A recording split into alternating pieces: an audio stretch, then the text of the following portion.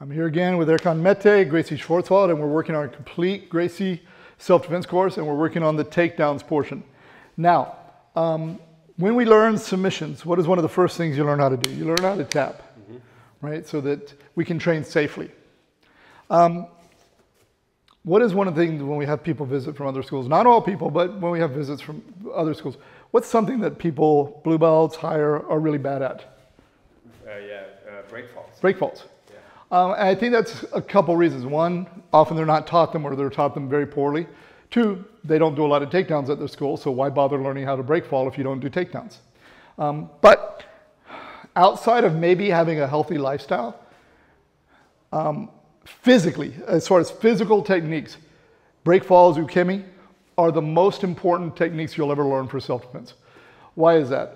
If we went to our class, right, and most of the people in our class are just good, normal people, right? If you ask somebody how many fights have they had in the past 10 years, what would they say? Zero. Zero, maybe one, right? But in 10 years, how many times have people tripped and fallen? Maybe more than one. Far more than one, right? You know, especially around here, it gets icy, slip, or, you know, a fight isn't just going to be us punching. It could just be somebody pushes you.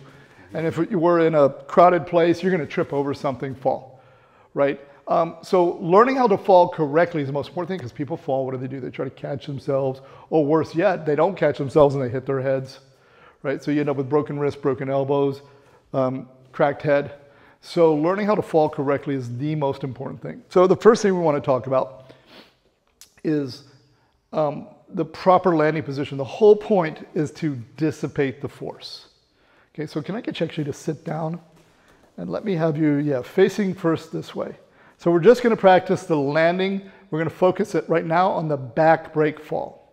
Okay, this is one you're going to use quite a bit, a great warm-up. Okay, so when he's going to start from a sitting position, he's going to bring his hands tight over his shoulders.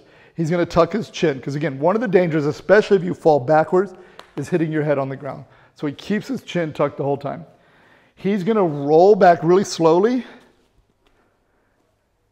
And right as that part, right in the middle of your back, hits the mat, that's when he's going to slap the mat. So now let me get you to sit up and face the camera. Okay. So right here, he's going to slap the mat. Good. Now, a few really important details. When you slap the mat, just hold your hands down for a minute. What he wants is his hands down at a 45-degree angle, somewhere in here. Do not bring your arms out wide. If you do this, you're going to put stress on your shoulders. There's also going to be another reason I'll show you guys in a second. When he slaps the mat, he wants to slap palm down. So you're not slapping with the back of your hand. Okay, so from here, just bring your hands up. Or just lay back, just lay back. And actually, let me turn you side. There we go. Okay, so he's going to slap the mat. And bring. Now when he slaps the mat, he wants to do it nice and hard. So one thing you don't want to do is kind of a relaxed here. And he doesn't want to leave his hands here. So when he slaps the mat, he brings his hands right back. Good.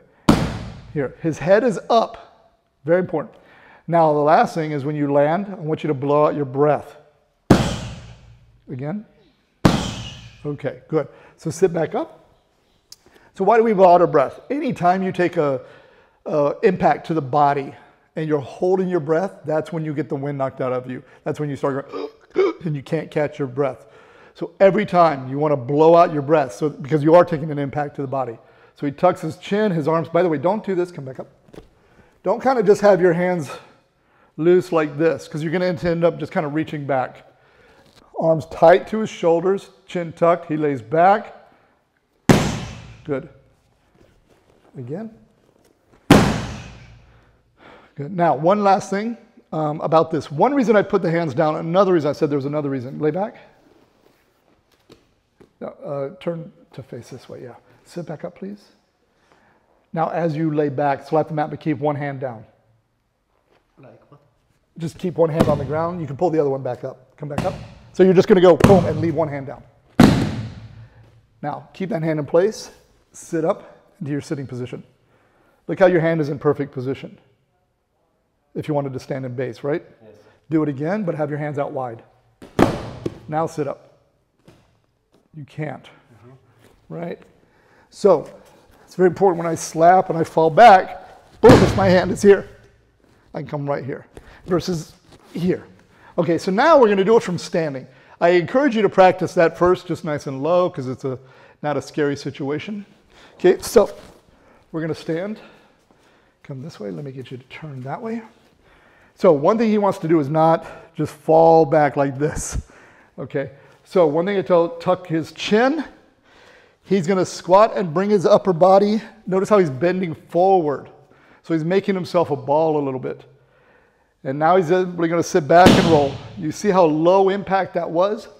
Now notice when he does this again, the whole point is to dissipate the force. Spread yourself a little bit so the force doesn't come into your body. If he stayed really curled up and tense, all that force goes into you. So breath out, chin tucked. Notice again, one more time, just come back up. Don't do this, squat this way, just squat straight down. Yep, you're gonna tend to hit your head, or it's gonna be a harder impact. So just to learn it, body forward, he gets as low as he can squat, rolls back, and then of course, how do we get up? Yeah, okay, you stand in base. Face this way. Okay, face the camera.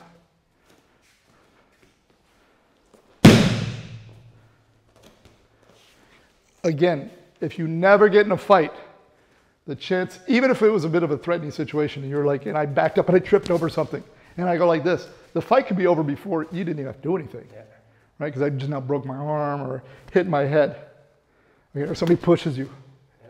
Okay, so learn how to do this, especially again, also because there are throws where I take him back and he's got to learn how to break fall without catching himself, okay? So this is our back break fall. We practice this all the time. If you're at a good jiu-jitsu school, you should be practicing all the time. If you're not, maybe come to class a few minutes early and practice as many of these break fall, standing base, break fall, standing base, break fall, standing base as you possibly can.